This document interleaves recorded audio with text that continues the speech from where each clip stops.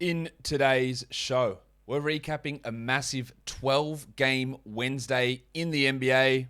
Michael Bolton. Thanks, Josh. It's Michael Bolton here, and it's time for another episode of the Locked On Fantasy Basketball Podcast. Let's get to it. Let's get to it, indeed. You are Locked On Fantasy Basketball, your daily fantasy basketball podcast, part of the Locked On Podcast Network.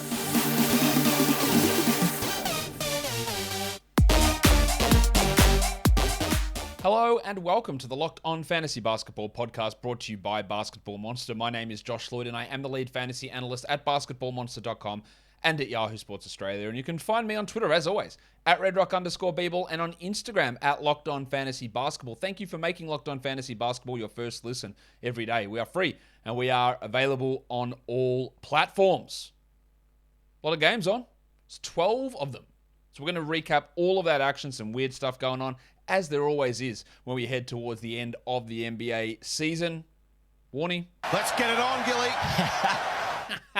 Brandon Ingram is out for at least 7 to 10 days with that hamstring strain. That's not good, obviously. Pelicans are struggling without him. That is reevaluation in 7 to 10 days. As I will always say, if you are in the playoffs and someone is guaranteed to miss a week, it doesn't really matter how good they are. If you just need the roster spot, you might have to drop. Now, usually you'll have an IL slot, and Ingram would take precedence in that spot over a ton of other players. But you got to consider this. This might be literally all of this week and all of next week done for him. And that's very hard to deal with. In his absence, they're starting Tony Snell. That's giving us nothing, of course. We're seeing Devontae Graham step up a little bit. If you are looking for points and threes, I don't mind a flyer on Graham. I think they might end up starting him over Snell. But you know that he's going to piss on your field goal percentage. We saw that again today. We'll talk about that later. And that's the problem with that. Anthony Simons. He had a thigh issue. Now they're listing it as knee tendinopathy. Now, obviously, I have people that I can talk to about the Blazers. So I said, what's going on here? Because initially the report was, he's fine. He'll miss this game. He'll come back next one. And he is apparently having some sort of test done in Portland on this knee. Chauncey Billups echoed what I heard, that he and Justice Winslow are going to be returning soon. But I'm a little worried. I'm a little worried that this might be played up somewhat, and we might get Simons back for a period of time. I haven't been told this at all. I am highly skeptical of Anthony Simons making it through to the final day of the season. I don't know when that would end for him, but just reading what I am hearing in conversations, not saying it's happening now, I think there is some concern with this need to a degree, but also some concern of, you've shown us what we need to see. Probably don't need it anymore. Like, we're committing to you. There's a little bit of that.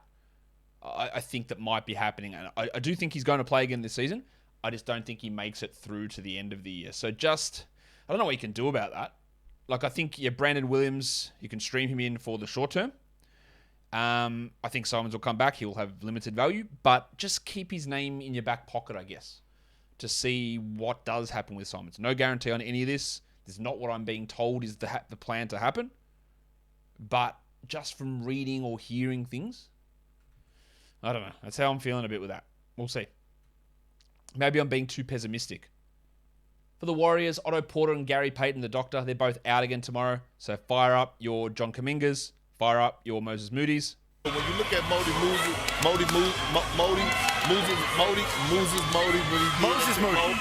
Moody. So they're going to get extended run on a low volume day tomorrow. Really good stream options. And of course, everyone's favorite fantasy stud, the C-parter, Moses Brown, is signing with Cleveland. There will be people who will be turgid over this. They will be lifting desks up left, right, and center without using their hands. Because they'll be like, Jared Allen's out, Moses Brown, 2020, the perfect vision. Here he is. He's going to come in and he's going to take Jared Allen's minutes. But the thing is, he's bad. And yes, Ed Davis is there. right? Best case, like maybe he plays 15 tonight. Maybe. He's on a 10-day as well. So do not, let's rephrase. I would not, do whatever you want. I would not add Moses Brown in 12 or 14 or 16 team leagues. Maybe he finds a couple of minutes. But I do not think he is a very good NBA player. And this is not an Oklahoma City Thunder team tanking. This is a Cleveland team who wants to solidify their spot in the playoffs. And playing Moses Brown big minutes will not allow you to do that, is my evaluation of who Moses Brown is as an NBA player. So, take that for what it's worth. Use your own eyes. Do your own research.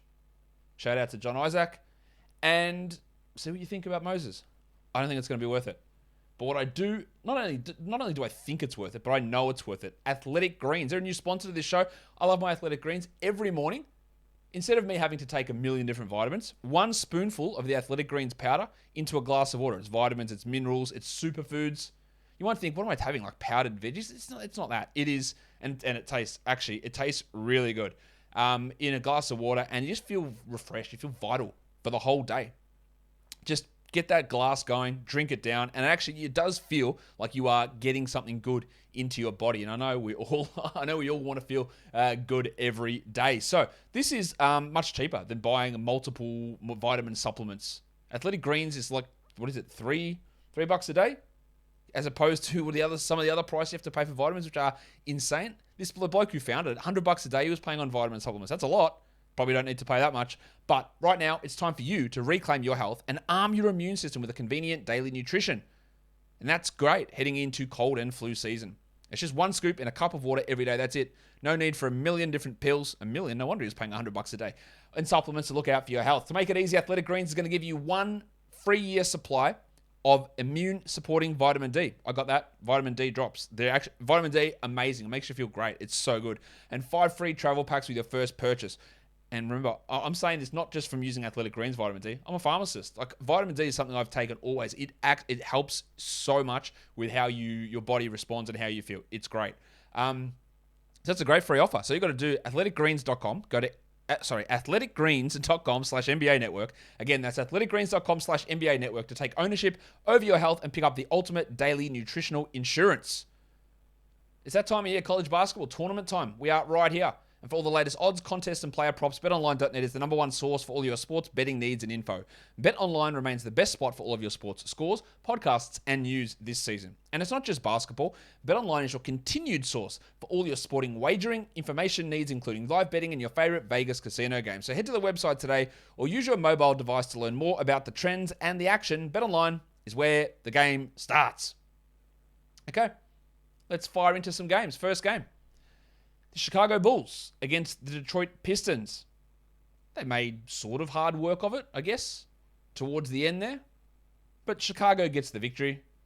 114-108. The big fella, Nick Vucevic.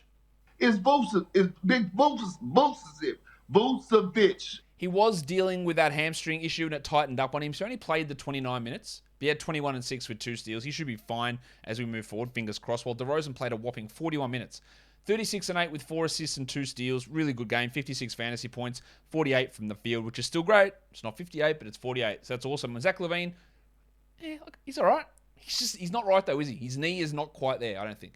Still, 25 points on 50%. You still love that. Only the 1 assist is a bit disappointing. While Ayo Dosunmu had 9, 4, and 7, 3 steals in 37 minutes. And a lot of people are asking me, hey, do I drop Dosunmu because Caruso might be back and then Lonzo's coming back? Drop him maybe when they both come back and we see what happens. There's absolutely no need, I don't think, to preemptively drop a bloke for 2 guys that aren't actually back. And I think he can still coexist with Caruso. When Ball comes back, it's a different story.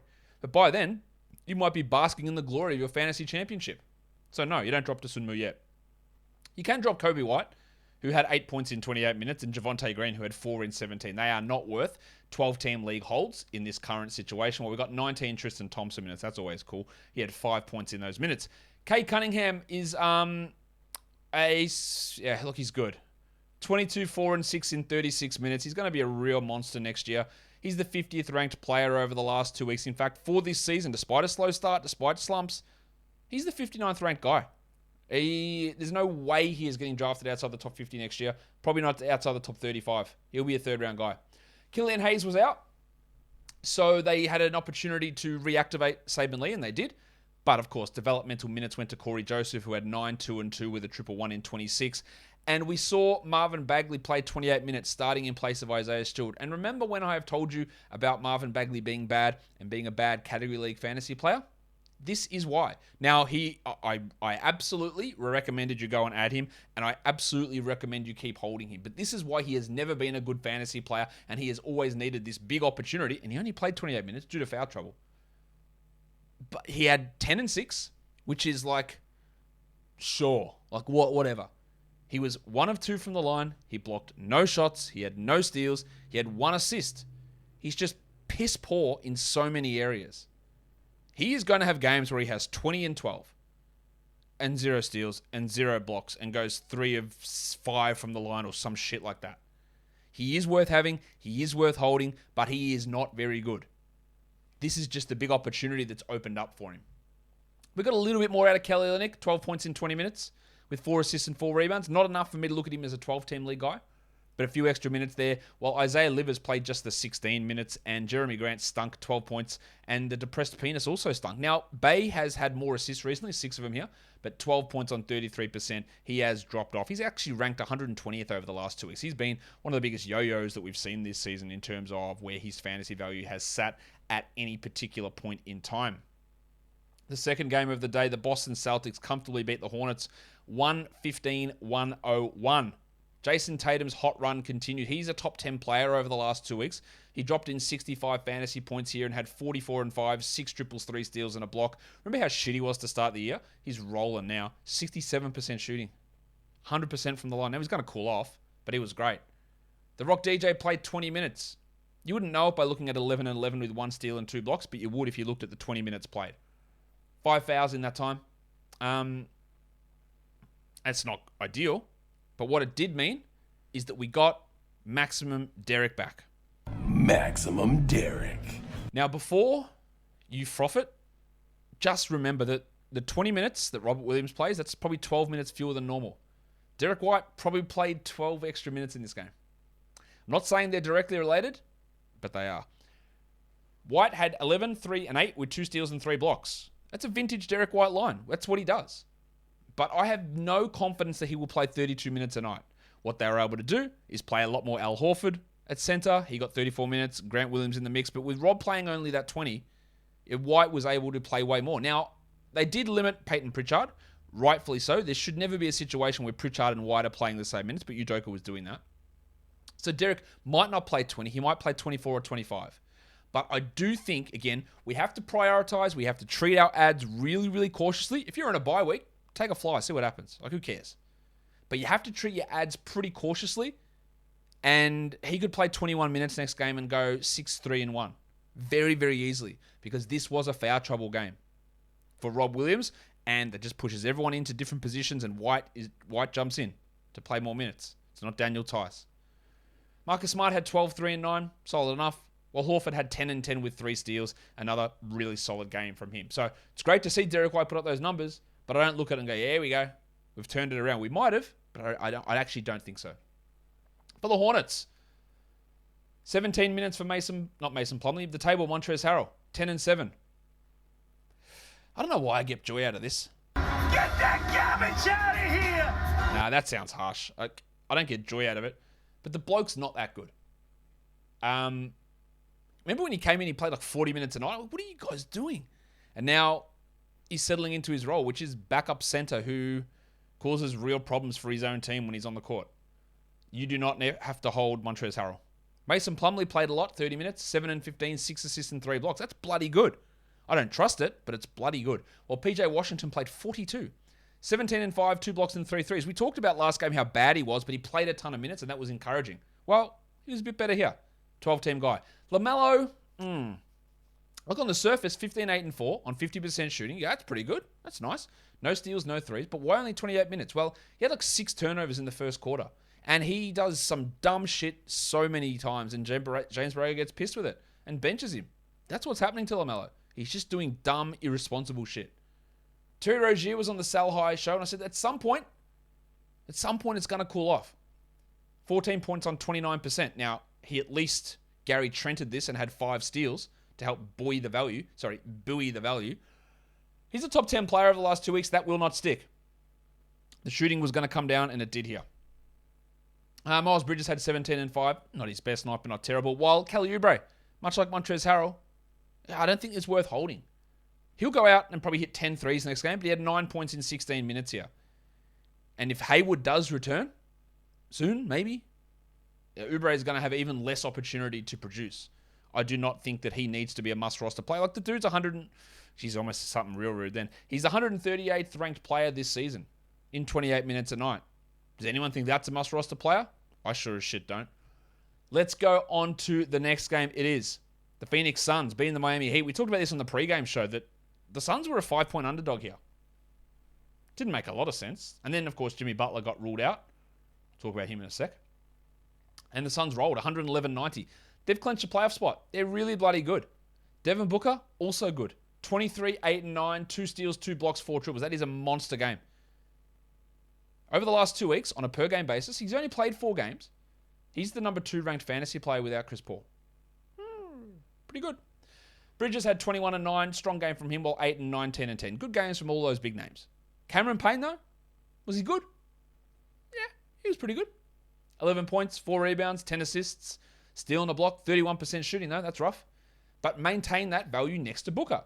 Now, he did sprain his ankle, went to the locker room, was able to return.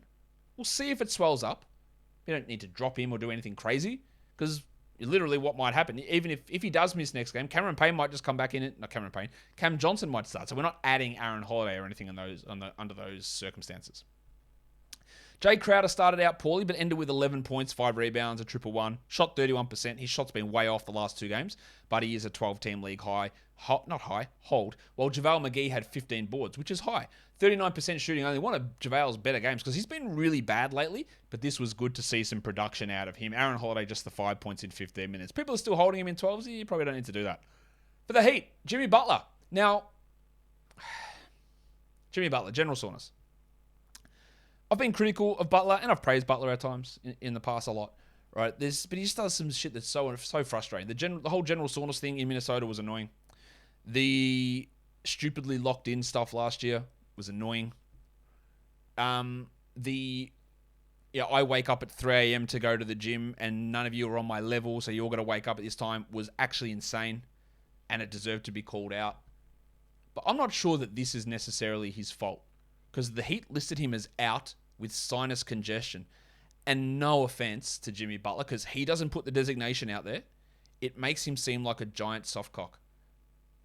Just put him out as like illness. Why dog your own bloke like that? Sinus congestion. Like, sometimes I take the piss with players, right? They're listed as out, out with a stomach illness. So I say, out, sore tummy. This is basically what the Heat did on this injury designation. Jimmy Butler, blocked nose. Like, really? What? How's he missing a game because he's got a blocked nose? How is that remotely possible? I criticize Butler because I think his contract's going to end up one of the worst in the entire NBA. It's bad. He's injured a lot. He's also insanely valuable. But I don't think he deserves criticism for the way this injury's been designated. It surely can't be the fact that Jimmy Butler ran out of tissues, couldn't blow his nose. Is that what it is? I was actually staggered to see that as a designation. All right. Duncan Robinson had a good game, 22 points with 6 triples. I'm not biting on that. But Kyle Lowry, where's the usage on him? 5 points, 3 shots, that's rough. 10 assists is great, but the shooting is off. Bam had 17, 6, and 5 in his 30 minutes. There's not a lot to love here. They started Gabe Vincent, which surprised me. With Butler out. Normally they'd do Caleb Martin. Vincent didn't do anything there. 5 points on 10 shots. Martin hurt his knee. Hyperextension. Don't know what... They're going to have a scan tomorrow on that, I'm guessing. I'd be a little worried that he's going to miss some time here. It's not a great injury situation to have a hyperextension on the knee. He was ruled out almost immediately. He did have an opportunity to put up numbers without Butler. But yeah, I'm a little worried. Victor Oladipo played 17 minutes. Eric Spoelstra said he's going to keep him in this sort of sized role for a while.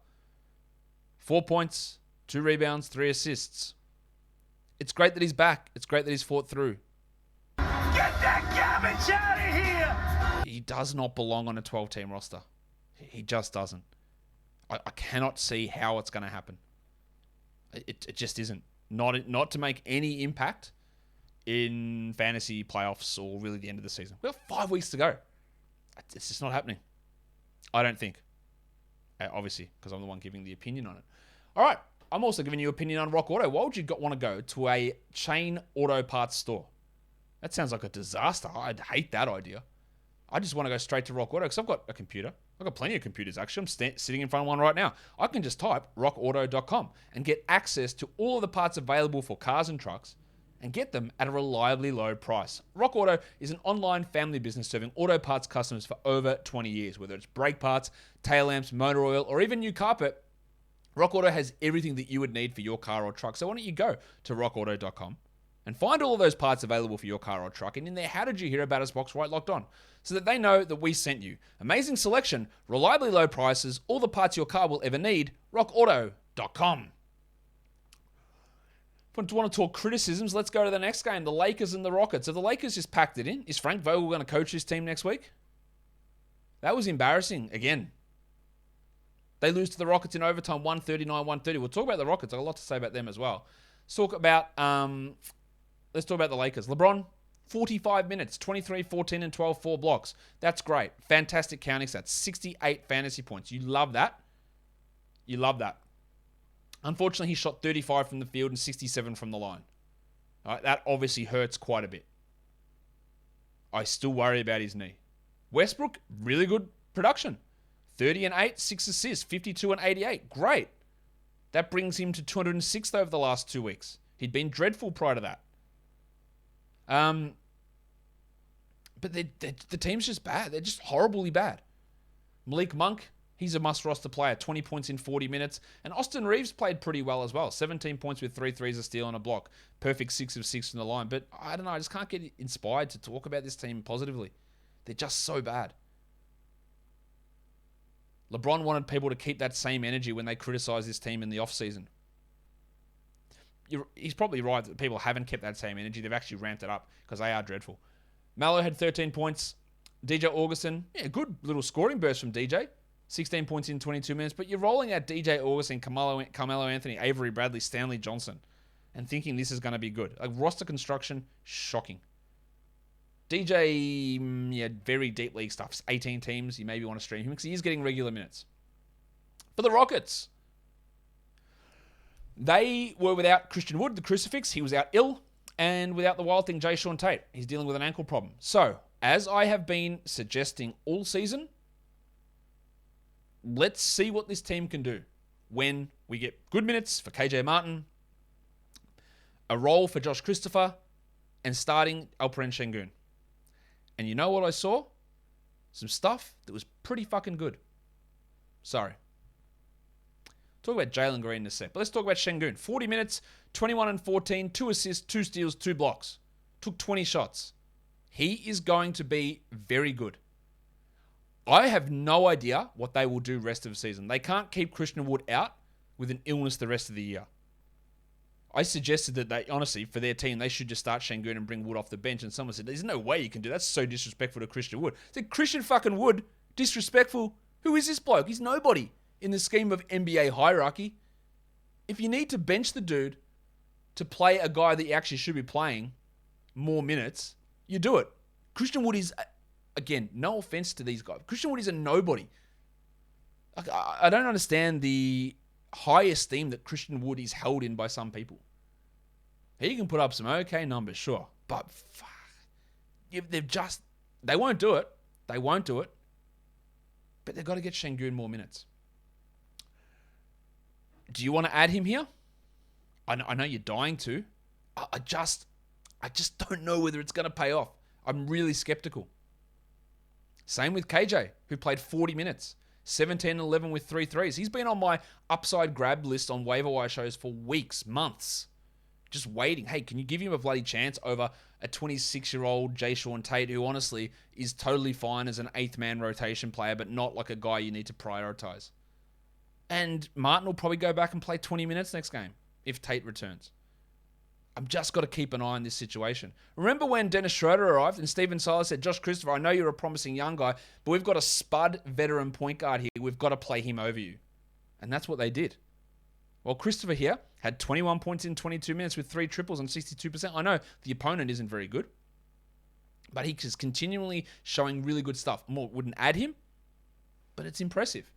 Schroeder played 23 minutes for 12 points. You do not have to hold Dennis Schroeder in 12-team leagues. Get that garbage out of here!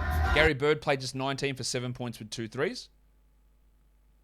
Cousin Kev had 10 points on 31%, but he had 8 rebounds, 10 assists, and 2 steals. Good numbers. And let's talk about Jalen Green, who I'm going to be honest with you, was dreadful for the first 3 months of the year, and you could not roster him in 12-team leagues because of how bad it was. He's figured it out. It's happened so often. Anthony Edwards, we saw it last year. 2 years ago, Trae Young, 3 years ago. It's happened so often with these guards.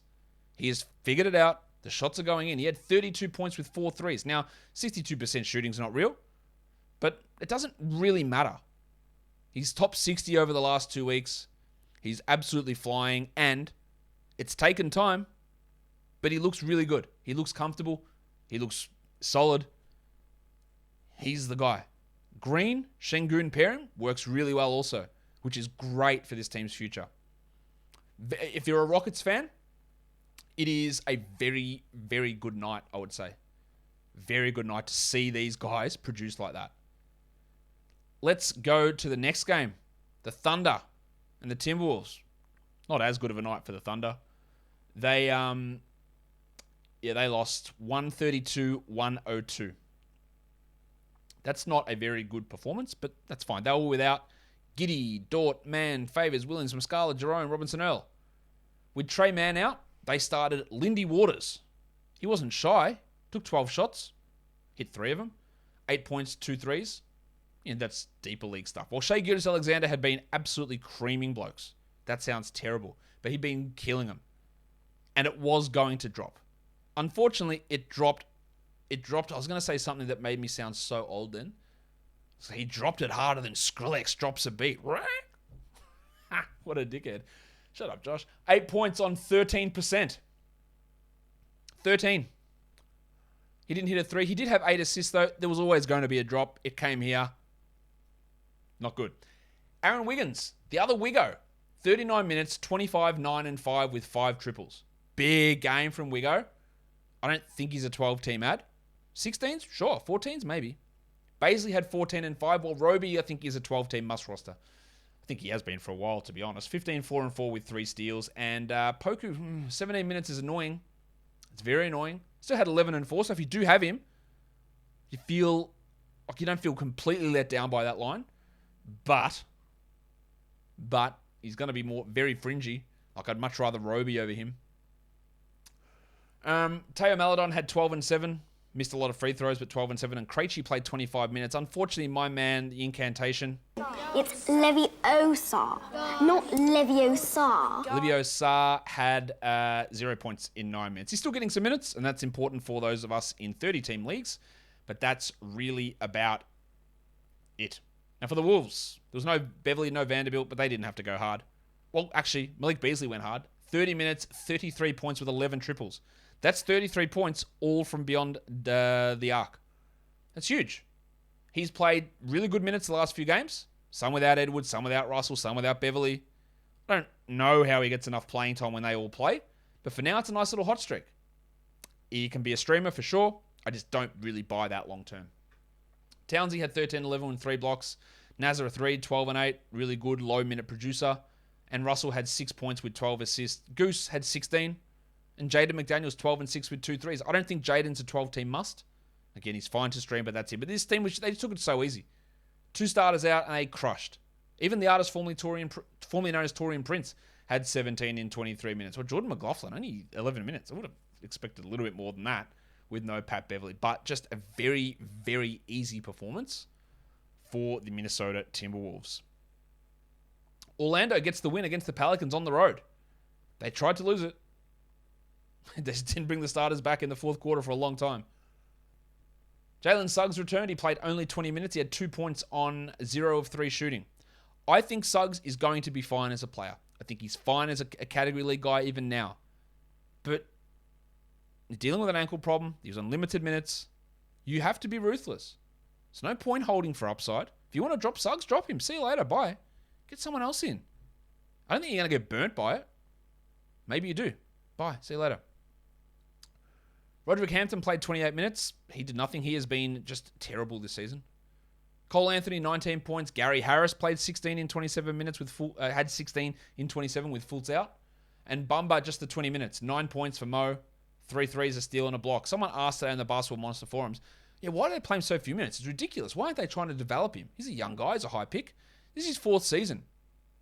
Has he ever proven to be good? No, I don't believe so. He's had a lot of injury issues for sure. But even now, look, the team with Carter versus the team with Bumba, the team with Carter is significantly better in nearly every metric you can find. I just think they looked at it and went, well, we've got these two guys here. We'll give that extension to Carter. We're not giving it to Bumba. We've seen him play this year. Carter's our guy. Bumba isn't. So the minutes are back down. That's under 23 for 3 consecutive games for Mo.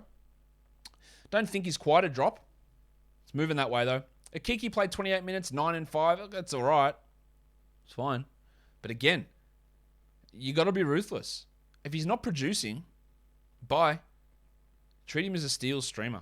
Wendell had 13, 8 and 5. Not his best night, but totally okay. Well, Wagner, just the 22 minutes. That's Franz Wagner.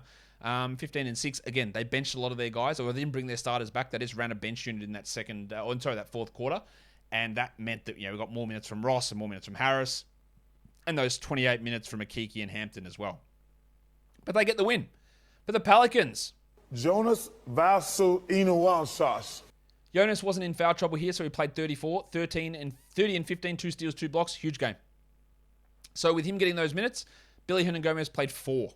Yeah, 4 minutes. I don't think there's any real need to have Billy Hernangomez on rosters. He's played decent minutes the last 2 games, but it's just not something that's going to be a regular occurrence. Jackson Hayes, 24 minutes, 7 and 4. Again, be ruthless. He's struggling. Cut him. I don't give a shit. I think the upside was worth holding him. I think the upside was worth adding him. He had a few little flashes. He's playing poorly. So yeah, drop him if you need to. McCollum, 32, 4 and 8. Just horrendous from the line. 1 of 3 is bad, but great efficiency otherwise. And Herbalife Jones had 15 points. As I said, Devontae Graham's minutes went up, 29 of them without Ingram. He took 11 shots, so that's good, but 7 points, 27%. This is what he's going to do. He's going to poo on it. He's going to poo on your field goal percentage. He had 3 steals. He still remains the same bad player that he was even when he was starting. There might be some streamability, especially for points leagues, but that's about it. We actually got some Trey Murphy minutes, which is, man, I don't know what to say. Trey Murphy played. So, Sheev, what do you think? A surprise, to be sure, but a welcome one. Thought he played all right. Didn't do much stat-wise, 4 and 4 with 2 steals, but it was just good that he was out there. Tone Snell jogged around for 31 minutes. He missed all 4 of his shots. Had 2 steals, had 1 rebound and 0 assists. Those of you in 50-team fantasy leagues probably consider dropping Tone now, I'd say. Let's go to the next game. Atlanta, Milwaukee. When Nate McMillan coached Indiana, I didn't think he was a very good coach. And then he came in middle of last year and turned around the Hawks season. And now again, I don't think Nate McMillan's a very good coach. I don't know. I don't think what he does really translates fantastically across to the modern NBA. Maybe that's being reactionary to them being poor. I just don't think he's that good. They lose to the Bucks 124-115, and John Collins played 19 minutes. He had 2 points on 0 of 9 shooting. Didn't make a shot. That is undeniably horrible. But he just didn't play the last 16 minutes of the night. And we say this in fantasy all the time, and the same is true for real life. Just because you missed your first 9 shots doesn't mean you're going to continue to miss every shot after that. Those 9 are done. They're in the book. They're done and dusted. It doesn't help a bloke's confidence or a team's confidence or a team's morale or a team's continuity or a team's chemistry to sit a bloke because he struggled early and just not play him the rest of the way. Like, who was the guy that was just dominating that needed to get out there to play big minutes? Like, Gallinari played 36 minutes. He had 14 and 6. It's not bad. But did we need to bench Collins? I'm not sure it was the right call. Obviously didn't lead to anything in terms of a win. Don't panic too much with John. Bogdan Bogdanovic, finally a bad game. 9 points on 31% with 4 assists and 2 steals. While Capella got into extreme foul trouble. He got his 5th foul early on in the 3rd quarter. Ended with 11 and 9. Only played 20 minutes, but Okongwu only played 19. I would have thought we got a little bit more out of Onyeka. 13-5 for him. I still really think he's going to be a great player. Maybe very good player. Maybe not a great player. Some really good value coming. Fanapants had 16 in his 26 minutes. Well, DeAndre Hunter. Very DeAndre Hunter, this line. It looks great. You start off 17 points. Whoa, that's nice. 64%. Whoa. 111. That's not bad. And then 3 rebounds and 1 assist. The dude cannot rebound or cannot get assists. Now, getting those defensive stats is nice. The 64% is not real. It cannot continue. I do not think he's a must-roster player. In a points league, sure, I lean a little bit more towards adding DeAndre Hunter, but he just isn't a very good category league guy all around. I don't believe. On to the Bucks. Again, the most boring fantasy team there is. Giannis Antetokounmpo. 43, 12, and 5 is great. 68% shooting is great. 71 from the line isn't. And Punch Bob had 23 and 15. Middleton had 23. Holiday had 11, 5, and 8. Rough shooting. There's not really much to talk about. Grayson Allen's a 14-team league option. 11 points with 3 threes. 3 assists and a steal. That's 14-team league. And then Ibaka and Nwora and Wesley Matthews. Like, the bench offers nothing. They're just sort of who they are. The only area of intrigue is really like Grayson Allen and where the playing time sits if George Hill actually exists anymore. Like, when he comes back, what do they do with Grayson? That's really the only part that's intriguing to me. The next game, the Toronto Raptors. They beat the San Antonio Spurs 119-104. Fred VanVleet returned. 34 minutes, 26, 6 and 2, 3 threes and 2 steals. Great to have him back. Predictably, with VanVleet back, Boucher moved to the bench and played 12 minutes. You can go ahead and feel pretty good about dropping Chris Boucher. Now, if someone else gets hurt, you can go and add Chris Boucher. But the minutes aren't there when the players are healthy. Siakam had 20 and 8. Scotty Barnes started off slow, but ended up really good. 20 and 8 as well. And Gary Trent, the rough shooting continues, but added out 2 steals, got 2 threes, had 17 points. Shot 39%, but good numbers there. Achua played 21 minutes. He has improved. Now, I said he's the worst player in the NBA early in the season, and that was true for me at the time. He's not anymore. He's still not particularly good, and I still don't think he's got great upside to be a good player in the NBA, but he has improved. Not enough to be a 12 or even a 14-team league guy, but he's improved. 13 points with 3 threes in 21 minutes. Obviously, we're dropping Thad Young, who had 7 and 7 in 20 minutes, and Ken Birch lost his tooth. Might have got stuck in DeJounte Murray's head. That's partly a joke, but that's how he lost it, by smashing his teeth into his head. Birchie had 4 and 4, the big tree, in 17 minutes, and he is not obviously any sort of fantasy option. As for Murray, after extracting the tooth from his skull, he ended up with 34 minutes, 25, 9 and 12, and Keldon had a good Keldon game after a bad Keldon game last time. 27 and 8 with 3 threes, and Pirtle had 11 and 12. Lonnie Walker scored 13, not a 12-team or 14-team league guy, while Vassell only had 8. That's rough, but the 3 steals helps. I still believe that Vassell is a 12-team hold, a back-end hold, but he's still a hold. McDirt had 7 in 23 minutes, and there's not much else, really. Zach Collins only played 10 minutes. I couldn't believe people were like asking me that question about adding Zach Collins when he came back, before he even came back. Wild to me. Never even occurred to me that anyone would ask that question. Yet I had multiple people, hey, do we go add Zach Collins? No, you don't. Let's go on to the next game. The New York Knicks smacked the Mavericks 107-77. Mitch Robinson played through his illness, 11-11, 3 blocks and 2 steals. Very good game. While Alec Burks. 15-11 and 5. He is a 12-team league player at the moment. Didn't shoot well, but he is. Emmanuel Quickley shot horribly, but played 31 minutes. 9, 6 and 6 for Quickie. 12-team guy. Fournier is not 10 points in 25 minutes, while Randall had 26, 8 and 5 strong, and then Barrett had 18, 7 and 4. Not his best, but still good numbers from both those guys. The Knicks were really impressive in this game. Also impressive to see Juice McBride played 22. He didn't do anything in those minutes and shot poorly, but getting those minutes is half the fun. Interestingly, they went back to Taj Gibson as the backup and not Jericho Sims, so bear that in mind for deeper formats. For the Mavericks, Doncic another tech. He's 2 away from suspension. 31 and 6 with 3 threes. Rough from the line, but good otherwise. And overall, it's just rough stuff. Spencer Dinwiddie showed why he's been a bad fantasy guy for a while. He'd been playing great. He has 28 minutes for 13 points. At 13 points, it's not a bad start. 2 threes, all right. 2 rebounds, 0 assists, 0 steals, 0 blocks, 38 from the field, and 63 from the line. He's not the greatest free throw shooter. He's a poor field goal guy. He gets no steals, no rebounds. Assists were absent. I would still hold him. But this is the guy that happened in Washington. This is what happened. He was shit. All right, so we have some skepticism. Reggie Bullock missed all 8 of his shots. You do not have to be holding Reggie Bullock in 12-team leagues. See you later. And Brunson struggled for 8 points on 25%. Not his best night. 0 assists for him as well. The Mavs had 11 assists as a team. 11. They were just terrible.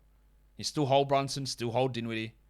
Maxi Kleber, you don't need to hold it. That's a stream. How did Maxi Kleber go 0 of 7? Reggie Bullock, 0 of 8.